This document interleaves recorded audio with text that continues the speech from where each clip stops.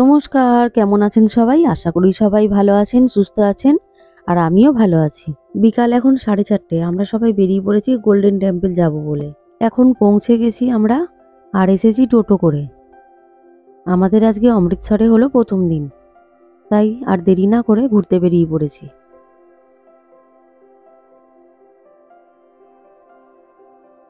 এবার চলুন ভেতরটা ঘুরে দেখা যাক। মিউজিয়ামে ঢোকার মুখেই এ সুন্দর ফোয়ারাটা সবার মন মুগ্ধ করছে।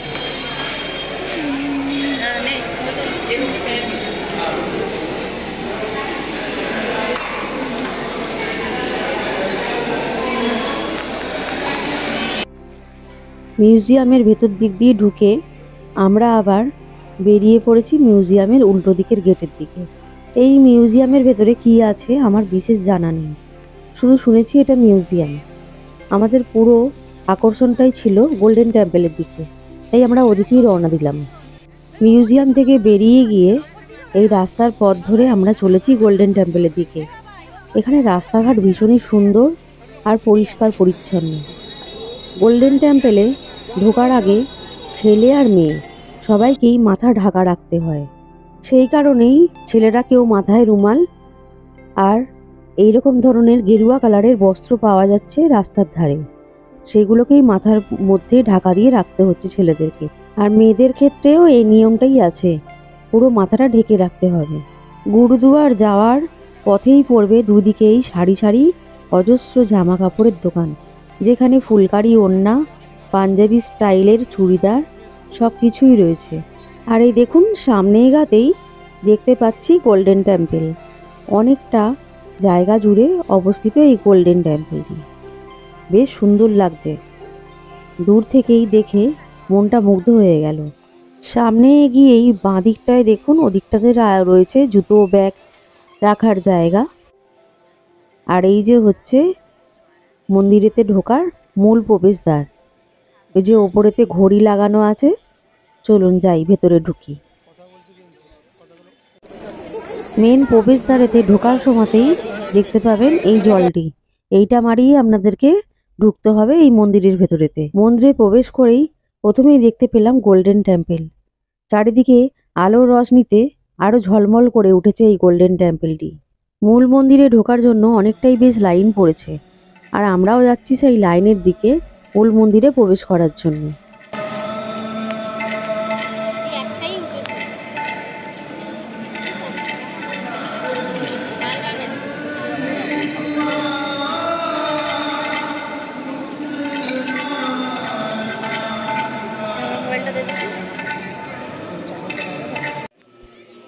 মন্দিরেতে বাবাজিকে দর্শন করে আমরা এখন বেরিয়ে এসেছি।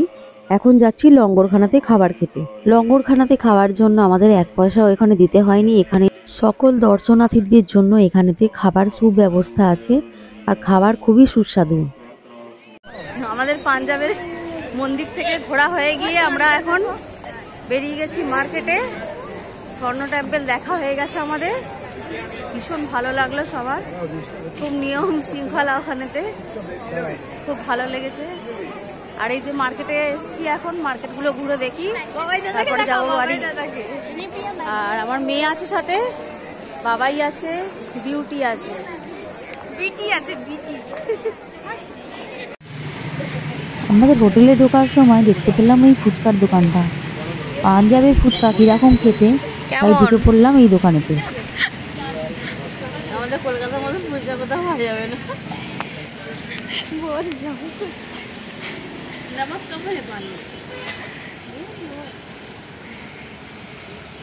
কম না,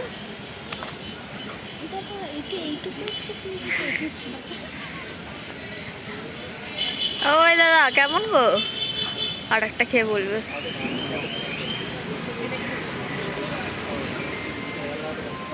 আমাকে একটা দেবে। আর খাবো না, একটাই খাবো। আমরা এখন খেতে বসেছি, খাবার আসছে। এদিকে আমার মেয়ে বসেছে খাবার নিয়ে, এই যে লম্বা টেবিল, শুধু ওকে খাবার দিয়েছে, আমাদের খাবার দেয়নি। মাংস, ভাত, ডাল, আর কি আছে, বাঁধাকপির তরকারি আর চাটনি। দাঁড়া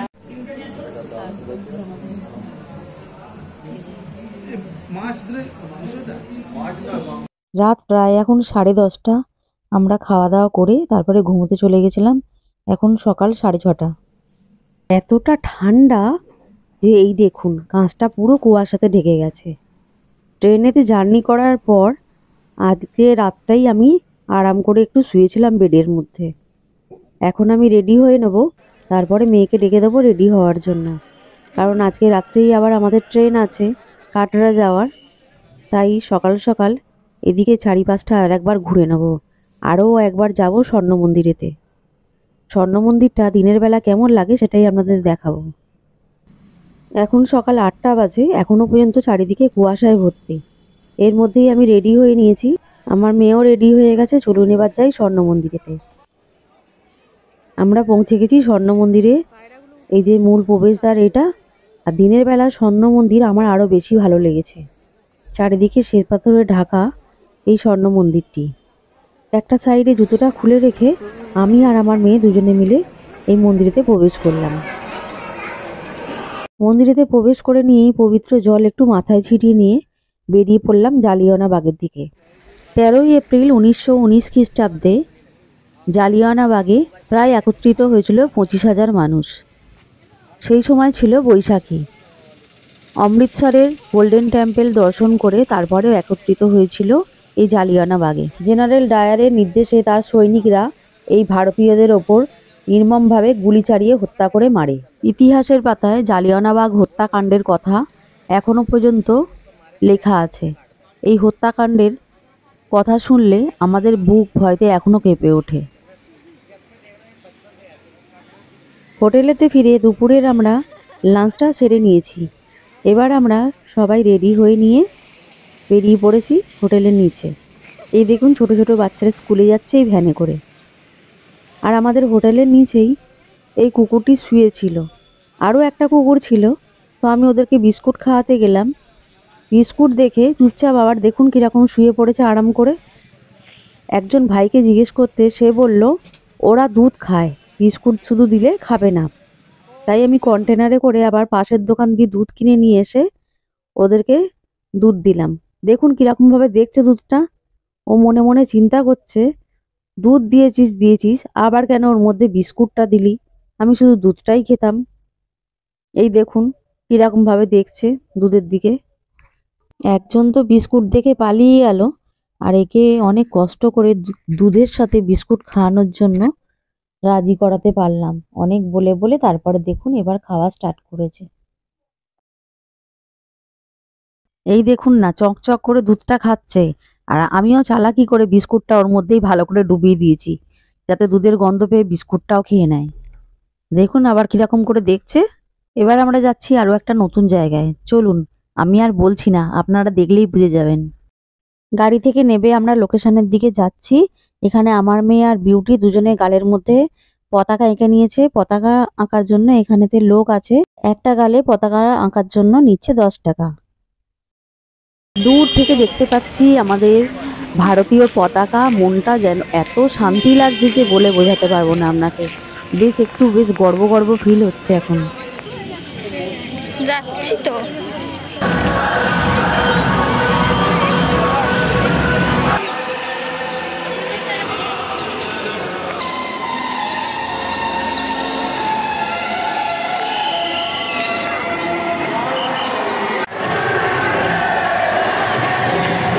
বিকাল এখন 4টে বাজে। আমরা চলে এসেছি এখন ওয়াঘা বর্ডারে। আমাদের এদিকটা ইন্ডিয়া আর ওদিকটা হচ্ছে পাকিস্তান, মাঝখানে হচ্ছে বর্ডার।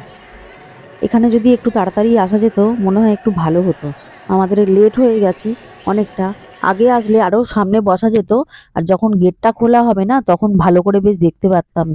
কিন্তু অনেকটাই বেশ দূরে বসেছি, আর ক্যামেরাও ভালো করে বোধহয়, মোবাইল তো আমার কম দামি মোবাইল, তো ভালো করে হয়তো আপনাদের দেখাতেও পারবো না। তো যতটুকু দেখাতে পারছি চলুন দেখুন।